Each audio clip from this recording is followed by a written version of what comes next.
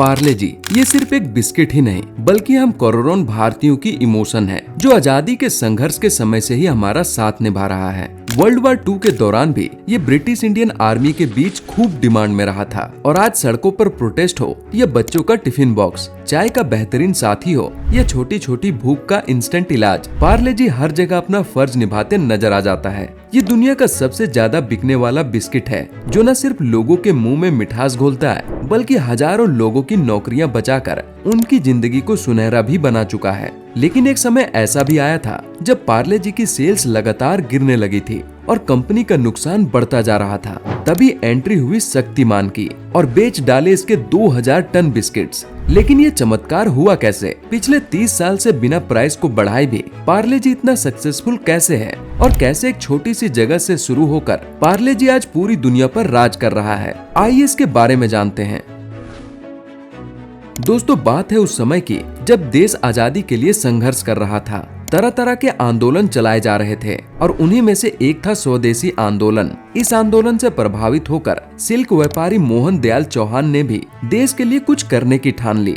उन्होंने देखा कि उस समय ब्रिटिशर्स को तो बिस्किट्स बहुत पसंद थे, लेकिन ज्यादा कीमत होने की वजह से इंडिया की गरीब जनता इनका स्वाद नहीं ले सकती थी। इसी कमी को देखते हुए मोहन दयाल जर्मनी चले गए और वहाँ से 60,000 रुपए में कॉन्फेक्शनरी मेकिंग मशीन खरीद कर 1929 में इंडिया वापस आए। यहाँ आकर उन्होंने मुंबई के एक उपनगर विले पार्ले में खाली पड़ी फैक्ट्री खरीदी और परिवार के 12 सदस्यों के साथ मिलकर अपनी कंपनी की शुरुआत की। अब फैमिली का हर एक मेंबर इस कारोबार में इतना बिजी हो गया था कि किसी को भी एक ब्रांड नेम देना याद नहीं रहा। ऐसे में धीरे धीरे ये अपनी लोकेशन यानी पार्ले के नाम से मशहूर हो गया। पहले तो कंपनी सिर्फ कैंडीज को ही बनाकर सेल किया करती थी, लेकिन 1939 में इसने अपना बिस्किट लॉन्च किया जिसका नाम रखा पार्ले ग्लूको। इस बिस्किट का प्राइस बहुत ही कम रखा गया था और स्वाद में ये इतना लाजवाब था कि इम्पोर्टेड बिस्किट भी इसके सामने फीके पड़ जाते थे। इसी के चलते कुछ ही समय में ये लोगों का फेवरेट बन गया और इसकी सेल देखते ही देखते आसमान छूने लगी। पार्ले जी की बढ़ती लोकप्रियता को देखते हुए बहुत से नए ब्रांड्स मार्केट में आए और पार्ले जी की नकल करके बिल्कुल उसके जैसा ही बिस्किट ग्लूको के नाम से मार्केट में उतार दिया। अब इतनी सिमिलैरिटी को देख लोग असली और नकली की पहचान नहीं कर पा रहे थे, जिस वजह से कंपनी की सेल गिरने लगी। इसी से निपटने के लिए साल 1982 में कंपनी ने पैकेजिंग में बदलाव किया और पार्ले ग्लूको से इसका नाम बदलकर पार्ले जी रख दिया, जिसके बाद आसानी से कस्टमर्स दूसरे ग्लूकोज बिस्किट्स और पार्ले जी में फर्क समझने लगे और इस स्ट्रेटजी से बिस्किट की सेल्स ने वापस स्पीड पकड़ ली। पर कंपनी के लिए चीजें इतनी भी आसान नहीं थी, क्योंकि एक चैलेंज से उभरने के बाद उसके सामने 1990 के दशक में एक बड़ी प्रॉब्लम आ खड़ी हो गई। असल में तमिलनाडु, कर्नाटक और केरला के अंदर पार्ले जी की सेल्स बहुत ज्यादा गिर गई थी। उस दौर के बच्चों में शक्तिमान का बहुत ज्यादा क्रेज हुआ करता था। ऐसे में कंपनी को एक आइडिया आया और उसने शक्तिमान के साथ मिलकर एक कैंपेन की शुरुआत की। इसमें बच्चों को शक्तिमान से एक ग्राउंड में मिलने का मौका दिया जाना था और वहाँ की एंट्री फी थी सिर्फ पार्ले जी के 2 खाली रैपर्स। लेकिन पार्ले जी टीम को सबसे बड़ा झटका तब लगा जब सुबह से शक्तिमान बच्चों का इंतजार करता रहा और उससे मिलने कोई भी नहीं आया। सारी टीम निराश हो गई और सबको लगने लगा कि हमारा ये कैंपेन फेल हो गया। लेकिन तभी ग्राउंड के बाहर एक एक करके बसेस और व्हीकल रुकना स्टार्ट हो गए और देखते ही देखते वहाँ लाखों लोगों और बच्चों की भीड़ जमा हो गई, जिन्हें संभालना भी मुश्किल हो गया था। ये कैंपेन इतना सक्सेसफुल हुआ कि जहां पहले हर महीने पार्ले जी 50 टन की सेल किया करता था, वो बढ़ के सीधा 2000 टन हो गया और इस तरह से धीरे धीरे ये इंडिया का नंबर 1 ब्रांड बन गया। इसके अलावा 2011 में नीलसन नाम की एक अमेरिकन मीडिया कंपनी ने अपने सर्वे में रिवील किया कि पार्ले जी दुनिया का लार्जेस्ट सेलिंग बिस्किट ब्रांड है, जिसके 6 मिलियन से भी ज्यादा रिटेल स्टोर्स इंडिया में मौजूद है। लेकिन एक चीज आपको जानकर बहुत हैरानी होगी कि अर्ली 90s में एक बार बिस्किट के पैकेट का प्राइस बढ़ाकर 5 रुपए किया गया था, लेकिन उसके बाद से लेकर आज तक इसके प्राइस में कोई भी बदलाव नहीं किया गया है। ऐसे में सवाल ये उठता है कि कंपनी इतने लंबे समय तक बिना प्राइस बढ़ाए कैसे प्रॉफिटेबल रह सकती है।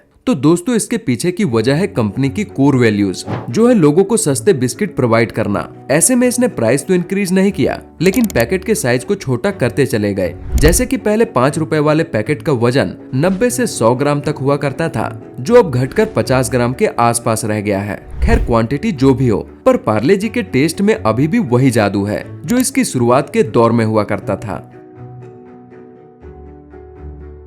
आज भी अगर किसी को मॉर्निंग टी के साथ पार्ले जी ना मिले तो उसका पूरा दिन मूड ऑफ जाता है। लोगों के इसी प्यार को देखते हुए, चाहे कोई छोटा सा किराना स्टोर हो या बड़ी सुपरमार्केट, वो पार्ले जी को अपने रैक्स में जगह देना कभी नहीं भूलते हैं। इसी के चलते उड़ान नाम के एक प्लेटफॉर्म ने भी पार्ले जी से उसके बिस्किट्स खरीदने की कोशिश की थी, लेकिन कंपनी ने डील से इनकार कर दिया। इस इनकार से उड़ान को इतनी बड़ी चोट लगी कि उसने सीधे कंपनी के खिलाफ CCI यानी कंपटीशन कमीशन ऑफ इंडिया में शिकायत दर्ज कर दी कि पार्ले अपनी मोनोपोली का गलत इस्तेमाल कर रहा है। अब सवाल ये है कि आखिर पार्ले ने उड़ान को अपने बिस्किट्स क्यों नहीं बेचे, और उड़ान के लिए पार्ले जी इतना जरूरी क्यों हो गया था कि कंप्लेंट फाइल करने तक की नौबत आ गई। तो असल में दोस्तों उड़ान एक B2B ऑनलाइन प्लेटफॉर्म है, जिसका काम इंडिया के ट्रेडर्स, होलसेलर्स और शॉपकीपर्स को मैन्युफैक्चरर्स से जोड़ना है। यानी मान लो कि आपको अपनी शॉप में एक पेन सेल करना है, तो आप उड़ान के जरिए डायरेक्टली उस पर्टिकुलर पेन के मैन्युफैक्चरर से सस्ते में माल खरीद सकते हैं। अब वैसे तो उड़ान पर प्रोडक्ट की कोई कमी नहीं थी,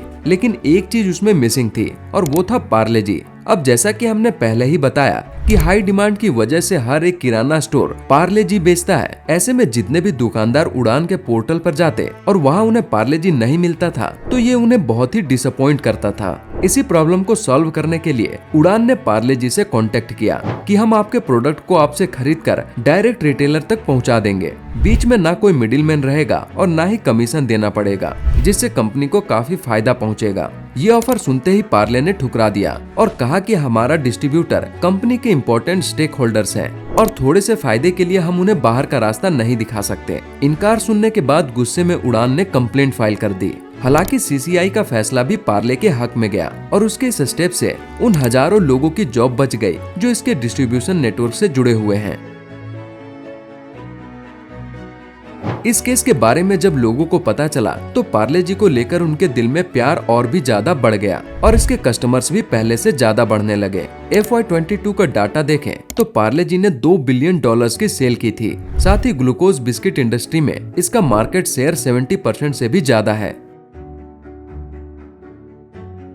और जिस तरह से पार्ले जी ने कम प्राइस में भी टेस्ट और क्वालिटी से कोई समझौता नहीं किया, उससे हमें पहला बिजनेस लेसन यही मिलता है कि कस्टमर्स को लो प्राइस पर भी क्वालिटी प्रोडक्ट चाहिए। अब शुरुआत में आपने कस्टमर्स के मुंह में कितनी भी मिठास क्यों ना घोली हो, अगर एक बार आपके प्रोडक्ट की क्वालिटी खराब हो गई तो उसको वो लंबे समय तक नहीं भूलते हैं। दूसरा बिजनेस लेसन है कि आप अपने क्लासिक प्रोडक्ट को बनाए रखें, लेकिन 100% उसी पर रिलाई ना हो, क्योंकि मार्केट कॉन्स्टेंटली बढ़ती रहती है और यहाँ नए नए प्रोडक्ट्स इंट्रोड्यूस होते रहते हैं। ऐसे में कंज्यूमर इंटरेस्ट को रिटेन रखने और न्यू मार्केट्स को कैप्चर करने के लिए कुछ नया और इनोवेटिव पेश करते रहने की जरूरत होती है, जैसे पार्ले ने अपने क्लासिक बिस्किट के अलावा वास्ट प्रोडक्ट लाइन इंट्रोड्यूस करके किया है। वैसे आप में से कितने लोगों की यादें पार्ले जी से जुड़ी हुई है, हमें कमेंट करके जरूर बताएं। बाकी आज के लिए बस इतना ही। जल्दी मिलते हैं ऐसे ही कमाल की वीडियो के साथ। Till then good bye.